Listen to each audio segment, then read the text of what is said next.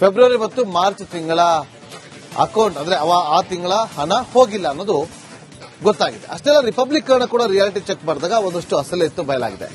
ನೀವು ಕೂಡ ಒಮ್ಮೆ ನಿಮ್ಮ ಖಾತೆಗೆ ಪ್ರತಿ ತಿಂಗಳು 2,000 ಗೃಹಲಕ್ಷ್ಮಿ ಹಣ ಬರ್ತಾ ಇದ್ರೆ ಒಮ್ಮೆ ಚೆಕ್ ಮಾಡ್ಕೊಳ್ಳಿ ಫೆಬ್ರವರಿ ಮತ್ತು ಜೂನ್ ತಿಂಗಳದ್ದು ಬಂದಿದ್ದು ಮಾರ್ಚ್ ತಿಂಗಳದ್ದು ಬಂದಿದ್ದು ಇಲ್ಲೋ ಅಂತೇಳಿ. ಆ ಚೆಕ್ ಮಾಡ್ಕೊಳ್ಳೋಕ್ಕಿಂತ ಮುಂಚೆ ಈ ರಿಪೋರ್ಟ್ ನೋಡ್ತೀವಿ.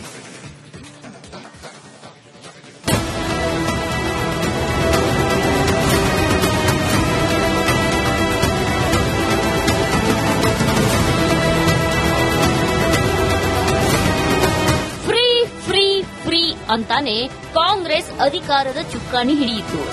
ಬಿಟ್ಟಿ ಭಾಗ್ಯಗಳನ್ನ ನೀಡಿ ಕರ್ನಾಟಕದ ಗದ್ದುಗೆ ಏರಿತು. ಅಧಿಕಾರಕ್ಕೆ ಬಂದು 2.5 ವರ್ಷ ತುಂಬುತ್ತಿದ್ದಂತೆ ಸರ್ಕಾರದ ಗ್ಯಾರಂಟಿ ಗಾಯವಾಗಿದೆಯಂತೆ. ಗೃಹಲಕ್ಷ್ಮಿಯರಿಗೆ ಸಿದ್ದರಾಮಯ್ಯ ಸರ್ಕಾರ ಪಂಗನಾಮ ಹಾಕಿದೆಯಂತೆ. ರಾಜ್ಯದ 1.24 ಕೋಟಿ ಮಹಿಳೆಯರಿಗೆ ಮಹಾಮೋಸ. 2 ತಿಂಗಳು ಹಣ ಹಾಕಿಲ್ಲ ಆರ್ ಅಶೋಕ್ ಆರೋಪ. ಗೃಹಲಕ್ಷ್ಮಿ ಯೋಜನೆಯಲ್ಲಿ ದೊಡ್ಡ ಮೋಸ ನಡೆದಿದೆಯಂತೆ. ಮಹಿಳೆಯರಿಗೆ 2 ತಿಂಗಳು ಗೃಹಲಕ್ಷ್ಮಿ ಹಣವನ್ನೇ ಹಾಕಿಲ್ಲ. ಇಷ್ಟಾದರೂ ಸೆಪ್ಟೆಂಬರ್ವರೆಗೂ ಮಹಿಳೆಯರ ಖಾತೆಗೆ 2,000 ಹಣ ಹಾಕಿರೋದಾಗಿ ಸದನಕ್ಕೆ ಸಚಿವೆ ಲಕ್ಷ್ಮೀ ಹೆಬ್ಬಾಳ್ಕರ್ ಮಾಹಿತಿ ನೀಡಿದ್ದಾರೆ ಅಂತ ವಿಪಕ್ಷ ನಾಯಕ ಸ್ಫೋಟಕ ಆರೋಪ ಮಾಡಿದ್ದಾರೆ. ಪ್ರತಿ ತಿಂಗಳು ಸುಮಾರು 2,500 ಕೋಟಿ ಹಣ ರಾಜ್ಯದ ಮಹಿಳೆಯರಿಗೆ 2,000 ರೂಪಾಯಿ ತಲುಪಬೇಕಾಯಿತು. ಆದರೆ ಫೆಬ್ರವರಿ ಮತ್ತು ಮಾರ್ಚ್ ಅಲ್ಲಿ ತಲುಪಬೇಕಾಗಿದ್ದಂತ ಸುಮಾರು 5,000 ಕೋಟಿ ಹಣವನ್ನ ಈ ಸರ್ಕಾರ ಮುಚ್ಚಿಟ್ಟಿದೆ. ಅಧಿಕಾರಿಗಳೆಲ್ಲ ಅದನ್ನ ಮುಚ್ಚಿಟ್ಟಿದ್ದಾರೆ. ಶ್ರೀಮತಿ ಲಕ್ಷ್ಮೀ ಹೆಬ್ಬಾಳ್ಕರ್ ಅವರು ಸದನಕ್ಕೆ ಮಾಹಿತಿ ಕೊಟ್ಟಿದ್ದಾರೆ. ಅಪ್ ಟು ಸೆಪ್ಟೆಂಬರ್ ತಿಂಗಳವರೆಗೂ ಎಲ್ಲ ಪೂರ್ತಿ ಚುಕ್ತಾ ಮಾಡಿದಿರಿ ಅಂತ. ಪ್ರತಿ ತಿಂಗಳು ಸುಮಾರು 2,500 ಕೋಟಿ ಹಣ ರಾಜ್ಯದ ಮಹಿಳೆಯರಿಗೆ 2,000 ರೂಪಾಯಿ ತಲುಪಬೇಕಾಯಿತು. ಆದರೆ ಫೆಬ್ರವರಿ ಮತ್ತು ಮಾರ್ಚ್ ಅಲ್ಲಿ ತಲುಪಬೇಕಾಗಿದ್ದಂತ ಸುಮಾರು 5,000 ಕೋಟಿ ಹಣವನ್ನ ಈ ಸರ್ಕಾರ ಮುಚ್ಚಿಟ್ಟಿದೆ. ಅಧಿಕಾರಿಗಳೆಲ್ಲ ಅದನ್ನ ಮುಚ್ಚಿಟ್ಟಿದ್ದಾರೆ.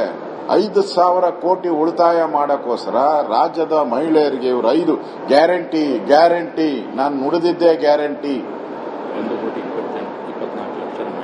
1,24 ಲಕ್ಷದ ಮಹಿಳೆಯರಿಗೆ 1,24 ಲಕ್ಷ ಮಹಿಳೆಯರಿಗೆ ದ್ರೋಹ ಬಗ್ದಿದೆ.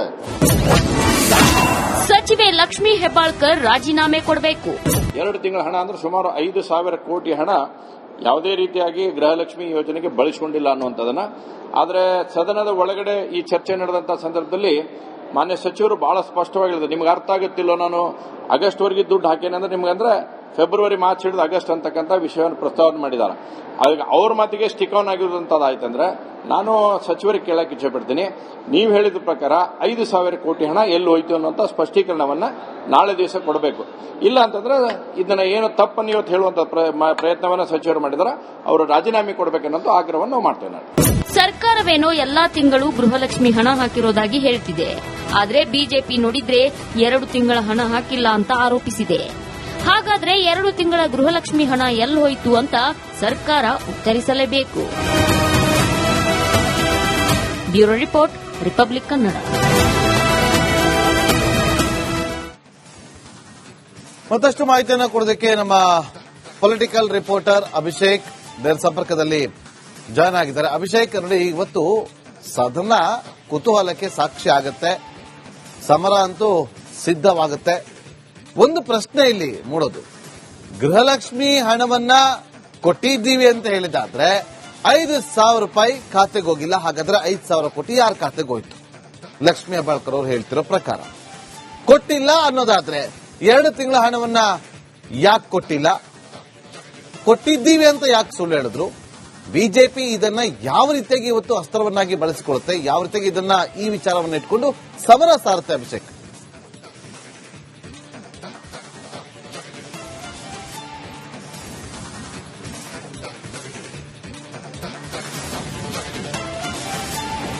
ನಾಗೇಂದ್ರ, ಮೊದಲನೇದಾಗಿ ಸರ್ಕಾರ ಚಾಲ್ತಿಗೆ ಬರೋದಕ್ಕೂ ಮೊದಲೇ, ಅಧಿಕಾರಕ್ಕೆ ಬರೋದಕ್ಕೂ ಮೊದಲೇ 5 ಯೋಜನೆಗಳನ್ನ ಜನರಿಗೆ ಕೊಡ್ತೇವೆ ಅಂತ ಭರವಸೆನ ಕೊಟ್ಟಿತ್ತು. ಅದರ ಪೈಕಿ ಗೃಹಲಕ್ಷ್ಮಿ ಇತ್ತಂದ್ರೆ ಮನೆಯಲ್ಲಿರುವಂತಹ ಮಹಿಳೆಯರಿಗೆ 2,000 ರೂಪಾಯಿ ಪ್ರತಿ ತಿಂಗಳು ಕೊಡ್ತೀವಿ ಅಂತ ಒಂದು ಭರವಸೆಯನ್ನ ಕೊಟ್ಟಿತ್ತು. ಅದನ್ನು ಈಡೇರಿಸಿಕೊಂಡು ಕೂಡ ಬಂದಿರುವಂತದ್ದು. ಆದ್ರೆ ಫೆಬ್ರವರಿ ಹಾಗೂ ಮಾರ್ಚ್ ತಿಂಗಳ 2,000 ರೂಪಾಯಿ ಅಂದ್ರೆ 2 ತಿಂಗಳಿಗೆ 4,000 ರೂಪಾಯಿ ಒಂದು ಮಹಿಳೆಗೆ ಬರಬೇಕಾಗಿರುವಂತದ್ದು. ಇಡೀ ರಾಜ್ಯದ ಲೆಕ್ಕಾಚಾರ ಹಾಕಿದ್ರೆ 5,000 ಕೋಟಿ, ಒಂದು ತಿಂಗಳಿಗೆ 2,500 ಕೋಟಿ ಸರ್ಕಾರದಿಂದ ಬಿಡುಗಡೆ ಆಗಿದೆ ಅಂತ ಲಕ್ಷ್ಮೀ ಹೆಬ್ಬಾಳ್ಕರ್ ಅವರು ಹೇಳ್ತಾರೆ.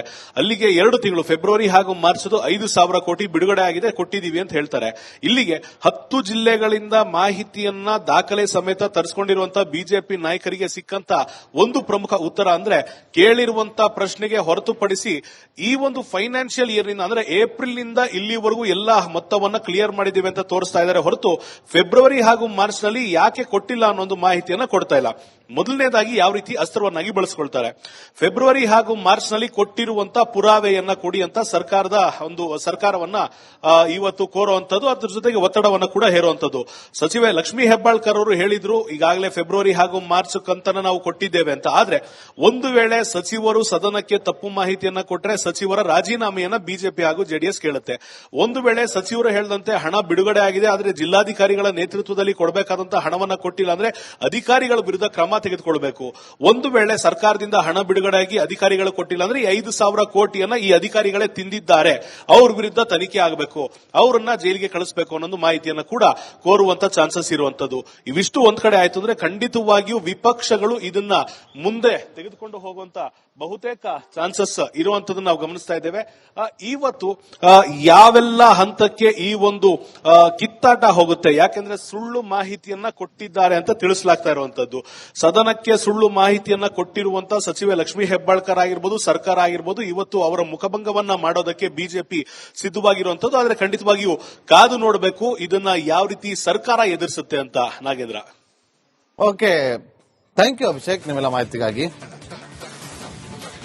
ನೋಡಿ, ಈಗ ಬಿಜೆಪಿ 10 ಜಿಲ್ಲೆಗಳಿಂದ ವರದಿಯನ್ನ ತರಿಸಿಕೊಂಡಿದೆ. ಆ ವರದಿಯಲ್ಲಿ ಫೆಬ್ರವರಿ ಮತ್ತು ಮಾರ್ಚ್ ತಿಂಗಳ ಅಕೌಂಟ್ ಅಂದ್ರೆ ಆ ತಿಂಗಳ ಹಣ ಹೋಗಿಲ್ಲ ಅನ್ನೋದು ಗೊತ್ತಾಗಿದೆ. ಅಷ್ಟೆಲ್ಲ ರಿಪಬ್ಲಿಕನ್ ಕೂಡ ರಿಯಾಲಿಟಿ ಚೆಕ್ ಮಾಡಿದಾಗ ಒಂದಷ್ಟು ಅಸಲು ಎತ್ತು ಬಯಲಾಗಿದೆ.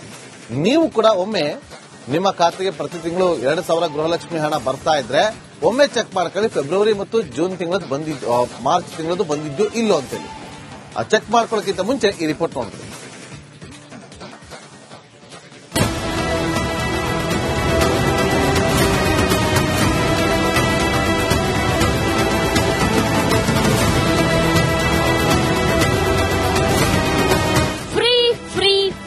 ಅಂತಾನೆ ಕಾಂಗ್ರೆಸ್ ಅಧಿಕಾರದ ಚುಕ್ಕಾಣಿ ಹಿಡಿಯಿತು. ಬಿಟ್ಟಿ ಭಾಗ್ಯಗಳನ್ನ ನೀಡಿ ಕರ್ನಾಟಕದ ಗದ್ದುಗೆ ಏರಿತು. ಅಧಿಕಾರಕ್ಕೆ ಬಂದು 2.5 ವರ್ಷ ತುಂಬುತ್ತಿದ್ದಂತೆ ಸರ್ಕಾರದ ಗ್ಯಾರಂಟಿ ಗಾಯಬಾಗಿದೆಯಂತೆ. ಗೃಹಲಕ್ಷ್ಮಿ